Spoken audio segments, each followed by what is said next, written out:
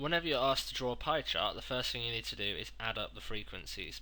So in this one we're looking at votes, so we add up the votes. We've got 5, add 1, add 6, add 3, that makes 15. So altogether there were 15 votes. Now a circle, all the way around, has 360 degrees. So if we divide that into its 15 votes, we'll work out how many degrees it is for one vote.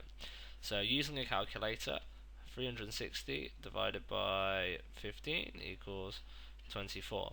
So that tells us that every one vote is 24 degrees.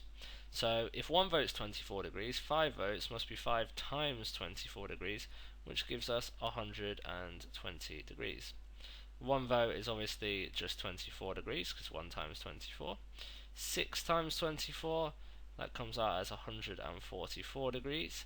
And 3 times 24 is 72 degrees. So all we need to do is draw sections of a pie chart with these degrees on. And what you want to do is place your protractor onto the pie chart like this, so that the 0 is right at the top here, and we're going to use the outside scale. It's also important to make sure that this bit right in the middle there is at the bottom of that line, right here.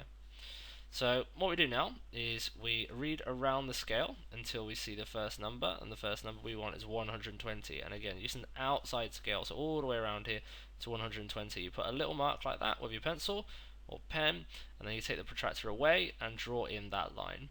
You then put your protractor back on, but you put the 0 on this line here that you just drew. So we put the 0 here, like this, and we measure around using the outside scale again until we hit the next one, which is 24 degrees. So 24 degrees is just here, and then we take the protractor off, draw a line there, and that's our second section. So we do the same again for 144. We put our protractor back on, making sure the 0 is now on this line that we just drew. Read around, 144 is about here. Take the protractor off, draw in that line, and then the final section should already be done for us at 72 degrees.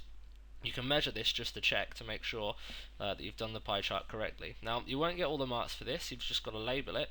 So this first section here, that was Andy, he got quite a few of the votes. Michael, sadly, only got 1 vote, so he's got a tiny little section there. Unlucky Michael. George, though, George got loads of votes. And Ben, finally, like this, so you label the pie chart.